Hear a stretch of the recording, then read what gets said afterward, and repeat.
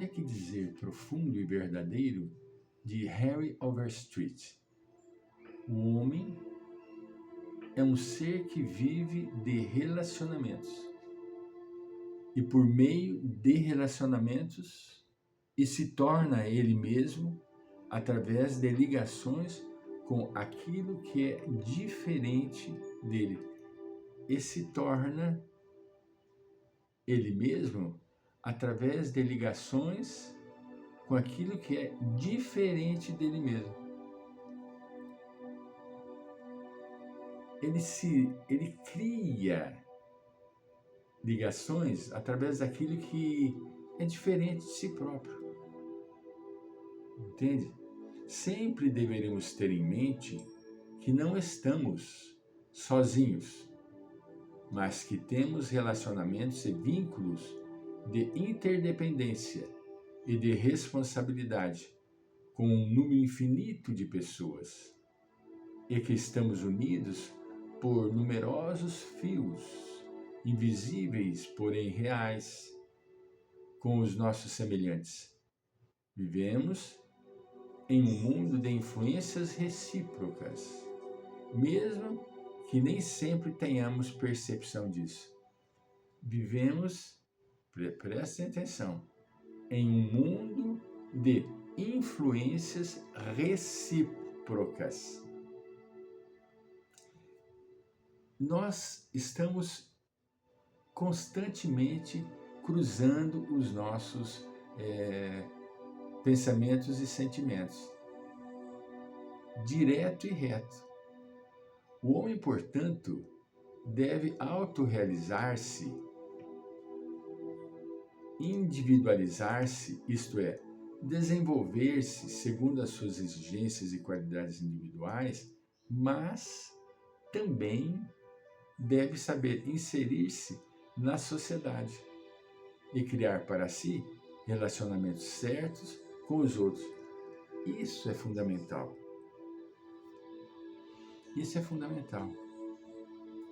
Mas para nossa infelicidade, nem sempre nós conseguimos criar relacionamentos certos. Nem sempre. Porque o certo, aqui dito por Dr. Abatá, é o certo de plenitude. Certo, não tem meio certo, talvez, não. Certo. Entende? A pessoa tem noção do que é certo e age corretamente, né? Realmente, continua ela, isto no início é muito difícil e muitas vezes não conseguimos evitar que se crie em nós um contraste entre aquilo que realmente somos ou o que queremos ser. Isso é muito comum. E aquilo que devemos aparentemente, exteriormente, a fim de nos amoldarmos às exigências sociais e coletivas.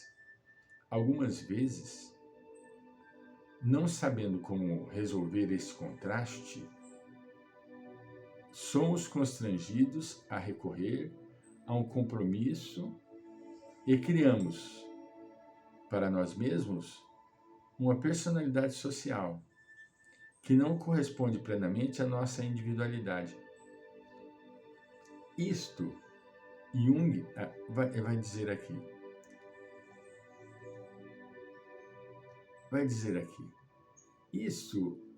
Esta personalidade que nós criamos, que não é a nossa verdadeira personalidade, Jung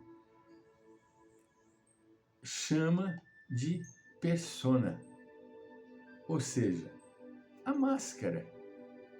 Nós colocamos uma máscara. O processo de civilização induz o ser humano a um compromisso entre ele próprio e a sociedade, e à formação de uma máscara, através da qual a maioria das pessoas se refugia. Jung chama essa máscara de persona. A persona, segundo Frieda Fortran, que é uma das estudiosas dos ensinos de Jung, a persona, portanto, é um fenômeno social, um lado do prisma que poderia pertencer com a mesma propriedade a qualquer outro indivíduo. Então, veja bem, para que a pessoa consiga conviver no meio, por não trazer em si uma estrutura bem montada, ela cria essa máscara para pertencer a um meio que Jung chama de persona, né? É uma mentira, não é a pessoa, é uma mentira, é uma máscara mentirosa, né? Este compromisso, todavia, continua a doutora Batar, por estar baseado numa falsa adaptação à sociedade, é inevitável e também útil durante um certo período evolutivo, porque permite que o indivíduo possa inserir-se no ambiente e estabelecer relações com os outros. Mas chega um momento em que o homem deve libertar-se desta máscara e alcançar uma adaptação autêntica, por meio de uma conciliação sadia das duas exigências, aquela do desenvolvimento individual e aquela do sentimento social, manifestando um real e genuíno senso de relacionamento humano correto. Ele vai chegar a um ponto que ele não vai se sentir bem. Aquela máscara não o agrada mais. Não tem mais significado e sentido de ser. Ele precisa ser ele próprio. Se a pessoa gosta, ótimo. Se a pessoa não gosta, não tem problema. Isso é um problema da pessoa. Mas eu estou bem comigo mesmo. Isto só pode acontecer depois que o homem soube criar relacionamentos corretos dentro de si mesmo. Isto é, quando harmonizou os vários aspectos da sua personalidade e encontrou-se consigo próprio. É o autodescobrimento. Vamos ver o que a Sayoli nos diz. Se uma pessoa tem um conflito dentro de si mesma, não pode criar um relacionamento harmônico com outros, porque tendemos a projetar sobre os outros tanto os nossos conflitos quanto as nossas tendências agressivas e combativas. O indivíduo só vai conseguir ter êxito no seu relacionamento com o meio e com as pessoas de um modo geral se ele conseguir eliminar o conflito que traz dentro de si próprio. Do contrário, ele não consegue. Ele vai arrastando, até o momento em que o indivíduo chega e fala, chega, não dou conta mais. Eu tenho que me modificar. Custe o que custar. E se modifica, porque ele vai percebendo que é necessário que ele se harmonize. Ele não pode ser um indivíduo totalmente alheio ao meio social que ele convive e vive. Não pode. Ele até pode, mas o que vai acontecer? Ele vai simplesmente viver sozinho. Quem que quer permanecer sozinho neste mundo que nós vivemos hoje em dia? Vejamos de novo o que o Sayoli nos diz. Se uma pessoa tem um conflito dentro de si mesma, ele coloca 3 pontinhos. Não pode criar um relacionamento harmônico com os outros, porque ele tem um conflito dentro de si próprio. Este conflito vai simplesmente por uma barreira no relacionamento.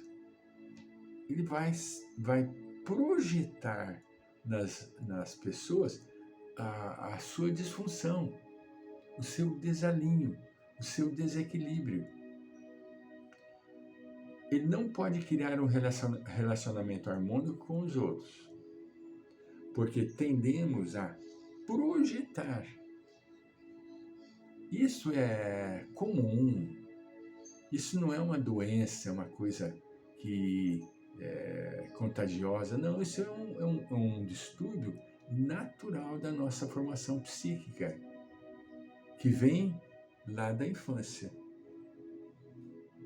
A nossa criação deve ser uma criação verdadeira, real, sem máscaras, sem peias, sem amarras, sem coisas escondidas. Eu particularmente, venho de uma criação onde os pais escondiam muito dos filhos as coisas e não abriam certas necessidades para a maturidade. Eu fui conhecer a dor da vida sozinho. Não que os meus pais, eles evitaram, meu pai era patriarcalista, ele queria que evitasse dores, sofrimentos, ele queria dor para ele, mas para os filhos em hipótese alguma. Mas isso não nos fez crescer, entende? De forma alguma, eu fui aprender lutando com a vida. Vamos voltar.